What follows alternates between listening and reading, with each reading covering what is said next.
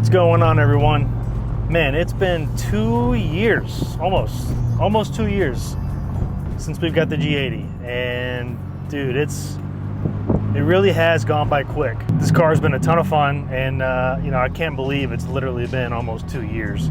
I just wanted to go over my experience so far, my thoughts. You know, 2 years is a pretty decent time for a car, and the G80 being somewhat new, you know, 3 or 4 years old, and it's kind of halfway through its life cycle with 27 or maybe 2028 being the last year. You know, I just want to take you guys along the last 2 years and kind of recap how it's been. You know, I mean, has it been worth it for me? Do I plan on keeping the car? What's next for the car? And kind of just go over that, what I've done to the car, just kind of a full recap of the last 2 years.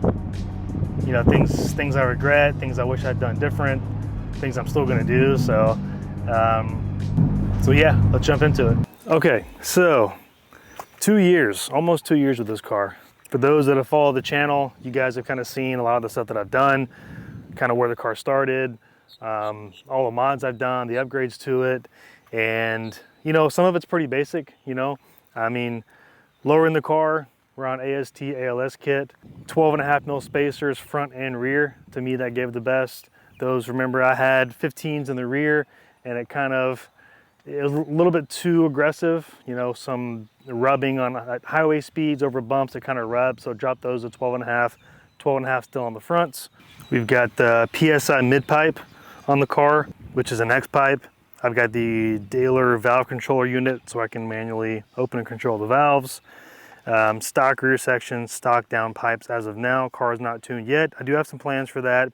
I'm just not sure, you know, 2020 or 2021, I think it's 2020 and after, ECUs for these cars are locked, those of you that know the BMW world. So it's a decent amount of money to get that unlocked.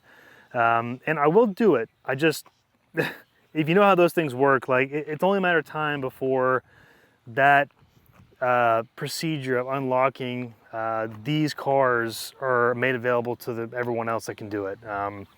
The guys over, you know, at Femto right now that do this, for whatever reason, they're the only ones that can do this, you know, these software and hardware upgrades. But it's only a matter of time before reputable local shops are able to do this. So I think I'm gonna hold out for a little bit, but we'll see. So as far as power goes, that's where the power is, stock power minus whatever the exhaust and intake adds. Stock wheels as of now, so we haven't done that. I mean, my goal for this car, man, the front end is super dirty. I just drove through the rain the other day to the meet at PSI and haven't washed it yet. But my goal for this car, I'm keeping this car forever. A lot of people say that they're keeping cars forever. That truly is my goal for this car. It's paid off. I own this car now. Title should be coming soon. So the last year and a half, 2 years, well, just under 2 years, my goal was to pay this car off. And obviously I still allocated money to modding it, doing things I wanted to do, but I didn't go crazy. I wanted to do it in my time. I wanted to build it the right way.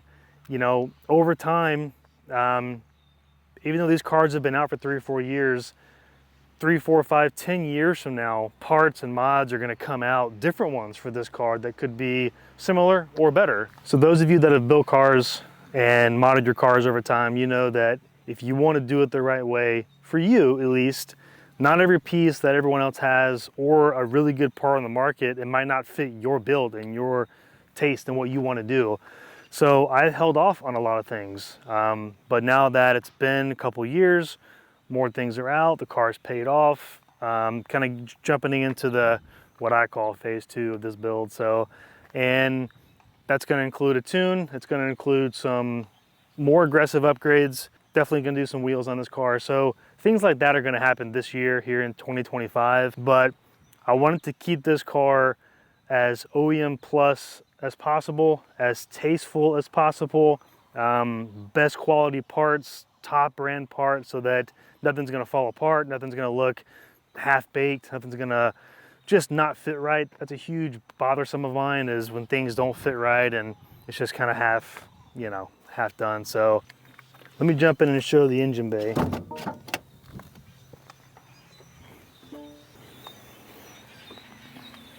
Hot. So I took my time, I spent a lot of time kind of researching what was out there. As far as engine bay components go, you know, I'm very particular with how I do things, you know, starting off with the Dyna intakes. These use the bottom half of the OEM intakes. Dyna just use the tops to create their own intakes essentially, and they kind of route into the singular plenum and down into the both turbo inlets. So really, really cool. It kind of gives you that factory look, factory fit, which I like, but carbon fiber, these openings up here, so you get more sound, more induction noise, best of both worlds, and it's symmetrical. Well, you know, a lot of them out there aren't symmetrical, and that just bothers me a little bit. And then Dyna came out with this strut brace, and there's other ones out there. You know, the Keys Motorsports strut brace, I think, is still one of the best looking ones on the market. It's also functional, but this one matched the Dyna, fits perfectly, and I just really thought it was a beautiful piece, so I wanted to throw that on there. So just symmetry wise, it just makes my brain happy. Carbon fiber shroud, that's pretty standard. Carbon ECU cover. All the bolts are titanium bolts. These are all from dress up bolts. I think the fit of those are more of an OEM look, and I wanted to keep it a titanium, like natural or raw titanium look, just because I didn't want to do a blue or a red. Because see, in my opinion, if you have a blue car or a red car and then you do blue or red, like the color is never going to be the same unless you really spend a lot of money in every single blue or red or whatever piece you have. It's perfectly paint matched, it's not going to look the same next to each other. So for me, a more neutral color makes sense, and the raw titanium of all these bolts, I mean pretty much everything here, cleaned it up a lot. The OEM ones are pretty garbage looking. I did go with the kind of burnt titanium up here on the hood. I thought those looked really good, and that kind of switches it up a little bit too. But for everything under here, that's just the raw color. So the only thing that's paint matched is the engine cover, which is Interlagos blue paint matched. Had the M colors there, which I thought was a cool touch. And that did have the individual plate. RK Titanium made this for me, if I can get it to focus. And it's an exact replica, you know, word for word of what my individual plate is, just in a really cool titanium plate, which is awesome. And then the M logo up here is also burnt titanium, RK Titanium as well. And if my shadow gets out of the way, you can kind of see that in different lights. You can see the M, and then it kind of disappears when the light changes, which I think is a cool touch. So just small touches like that, and there's still more stuff I want to do. Oh, and I've also got the golden wrench, which is pretty standard as well. But again, raw titanium. I've got a blue car. I didn't want to go with blue or red just because it's not the exact blue or red of my car. So in my opinion, it wouldn't match. So something neutral offsets that and doesn't throw it off with all these different shades of blue and red. But that's just my opinion. So for the engine bay, it's been a lot of work. Really love that, and a few more things on the way. Then of course the grill, CS style grill. It has somewhat of an OEM look because the CS and CSL cars have this grill. It's still motorsport inspired, but fitment was amazing. And then twin fin carbon inlet ducts, which I just think look more aggressive. Stock and performance front lip, which is kind of busted. From those of you that follow me, you know what happened there. And I do have another one I'm looking at, which is going to make this similar look, but more aggressive, I guess is the best way to say it. So we'll stay tuned on that. Everything else the same, a little more carbon fiber here, nothing too special there. Again, stock wheels for now. That is going to change. For the rear of the car, carbon diffuser, and then I've also got the R44 rear diffuser side pieces, which I think really give the car an aggressive look. I really love those pieces right there. So those right there, and again, stock rear section. And then with the 50th anniversary car, the 50 Yara edition, it came with the carbon and titanium M tips, which I really like. I mean, if I end up going with another rear section down the road, I don't know, man. Like, I may keep these tips and just put them on the new rear section because I like those a lot. But we'll see. So a couple other small things here and there, but that's essentially it.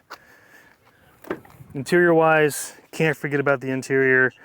I've got the In Performance seat backs since I had the sports seats, full Alcantara stitched with the carbon fiber in gloss. These are freaking amazing.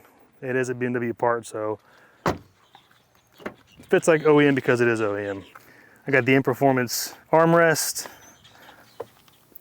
Alcantara knee pads, pretty thick and cushiony there.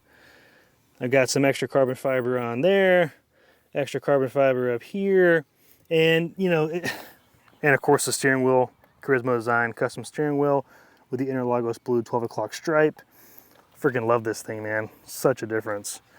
And carbon fiber, you know, I'm saying that word a lot. It's kind of overused in today's world, but I didn't overdo it. Like a lot of things, for example, side skirts, those are stock, gloss black.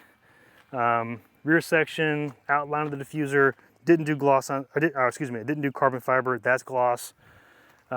Stock rear spoiler In Performance, and then the caps, these are gloss black as well. And then back to the front, my grille is gloss black. It's actually not carbon fiber, it's gloss black. I don't want to overdo it. Again, I like things to look neat, classy. I like it to make sense when it goes together. And if every single thing is carbon fiber on the car, then nothing's carbon fiber, if that makes sense. Like if the whole car is black, every single piece of the car is black, then nothing's black because there's no definition. There's nothing that stands out about it. So that's kind of how I like to perceive and see things when building cars like this. I just think it looks neater, it looks clean, and everything comes together the right way. What's next for this car? You know, definitely I'm gonna tune it. Definitely probably gonna get wheels, a few more carbon bits, and then that's gonna be mostly it for this car. I mean, down the road, we may change something down the road, like a different hood or something like that, like a GT4 style hood, I don't know. But for now, I wanna keep this car as pristine as possible. I wanna keep it for a long time, if not forever. You know, never say never, but I really don't plan on selling this car. But again, I've got the E92 M3 build that I'm working on. So if you guys follow me, you know that that's kind of been my bigger focus the past 10 months now. So we've got suspension, exhaust, all that happening soon on that car. So I've been focused on getting that car up to snuff, then performance and builds, you know, maintenance before mods. That's my whole thing. So that's kind of been the big thing. But with it being 2025, and me having this car almost 2 years, there's no regrets with me doing this. I bought this car with intent to keep it forever. I had my plan to, you know, pay it off as quick as possible and did my best to mod it and make content along the way. Now that that's done, I hit that goal, which I'm super happy about. I can put more to this car and more to the E92 M3. So 2-year review, this thing has been amazing. PPF held up nicely. I've got a video coming on that, by the way. 2 years of PPF with a performance car. Is that worth it? That's a big question that I've asked myself. A lot of people ask. So another video on that coming soon with that and the ceramic coating. Would I do it again? You know? So with that being said, guys, I appreciate you watching. A lot more to come on this car and as well as the E92 M3. And there may be another car coming to the garage soon. Maybe a new one, could be trading something. Don't want to give anything away, but definitely subscribe if you want to see what that car is going to be, because if it does go through, it's going to be freaking awesome. So again, guys, thank you for watching. Appreciate your time. Catch you on the next one, and keep driving your legacy.